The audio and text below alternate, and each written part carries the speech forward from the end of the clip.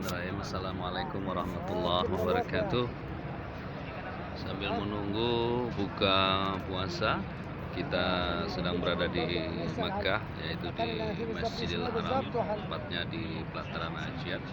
Bismillahirrahmanirrahim. Saya akan menyampaikan sedikit tentang sejarah Masjid Nabawi.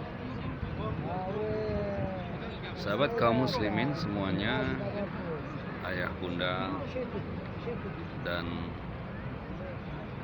semua tamu Ramadan, bahwa sebelum dibangunnya Masjid Nabawi, Nabi membangun dulu Masjid Quba. Masjid Quba letaknya sekitaran 7 kilo dari Masjid Nabawi.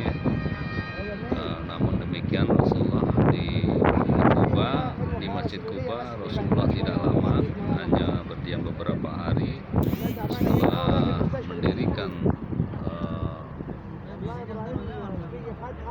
Masjid Quba. Kemudian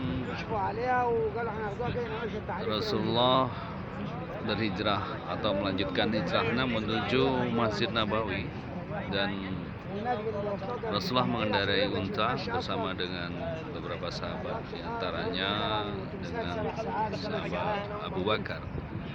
Dan di Masjid Nabawi Rasulullah SAW bersama unta yang dikendarai berhenti di salah satu rumah Sahal dan Suhail, yaitu kakak beradik yatim piatu yang sedang menjemur kurma pada waktu itu. Dan setelah berbincang-bincang dengan Nabi, Sahal dan Suhail mewakafkan tanahnya kepada Nabi untuk dibikin masjid dan juga sebagian untuk ditempatin sebagai rumah Nabi. Namun karena keduanya adalah yatim piatu, maka Rasulullah SAW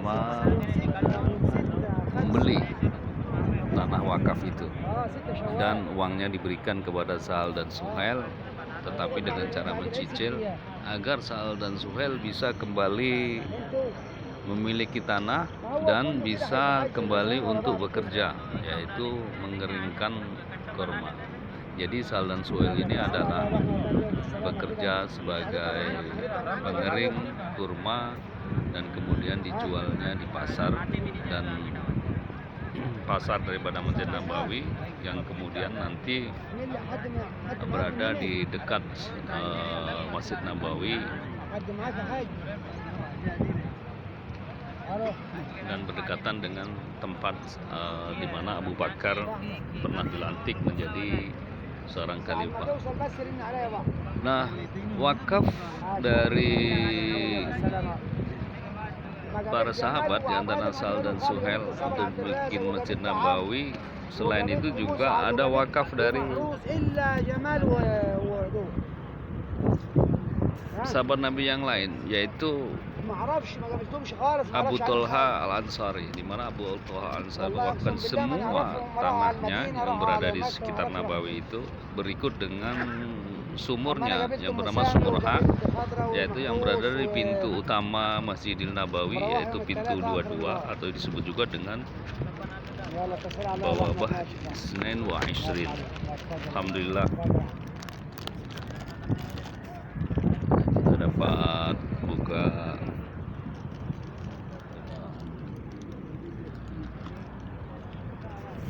minuman ya, dan roti. Alhamdulillah, barakallah.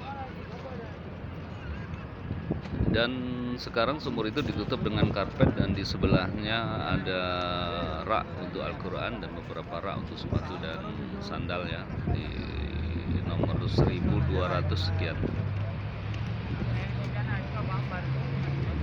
Dan pada waktu mewakafkan tanahnya itu bersamaan dengan turunnya ayat kepada Rasulullah SAW, yaitu Bismillahirrahmanirrahim, lan tanalul birra hatta tunfiquna mimma tuhibbun wa ma tunfiqu min kulli syai'in fa innallaha bihi alim. Dan ayat itu menjadi ayat yang sangat kuat sekali bagi para sahabat Nabi pada waktu itu untuk mewakafkan tanahnya.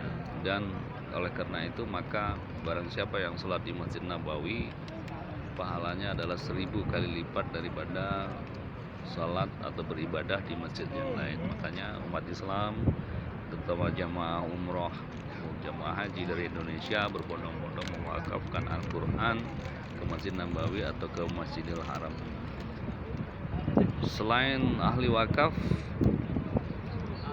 Abu Thalha juga terkenal dengan kegigihannya dan kegagahannya di dalam kancah peperangan, yaitu baik itu perang Badar maupun perang Uhud. Dan subhanallah, beliau meninggal di Uhud ketika terjadi peperangan Uhud, dan umat Islam menerima kekalahan pada waktu itu karena tidak mengikuti instruksi daripada Nabi Muhammad SAW. Subhanallah. Dan Thalha menjadi tameng Nabi. Beliau melindungi Nabi dari panah dan tombak yang dilesatkan oleh anak buah Abu Sofyan pada waktu itu di lereng Uhud ya. Dan Nabi juga sempat berpindah tempat dari satu puncak Gunung Uhud ke puncak Gunung Uhud yang lain karena menghindari serangan yang sangat dahsyat dari pasukan kafir Quraisy pada waktu itu. Jadi Nabi mengatakan bahwa perang Uhud itu adalah perangnya Thalha, dan kepahlawanan pada perang Uhud itu ada pada Thalha karena kegigihan. Dan juga Thalha menjadi suri tauladan di dalam sedekah maupun wakaf, dan kita bisa bayangkan bagaimana banyak pahala daripada Thalha bin Abi Sufyan, Thalha Al-Ansori maksud saya. Sampai sekarang Masjid Nabawi digunakan oleh jutaan umat Islam untuk beribadah. Dan sebagaimana kita tahu bahwa wakaf atau sedekah itu pahalanya tidak akan terputus meskipun orang tersebut itu meninggal dunia. Subhanallah, wallahu akbar. Mungkin akan kita sambung lagi cerita tentang sirah nabawiyah ya, yang untuk membangun spiritualitas kita insyaallah ya. Barakallah. Assalamualaikum warahmatullahi wabarakatuh.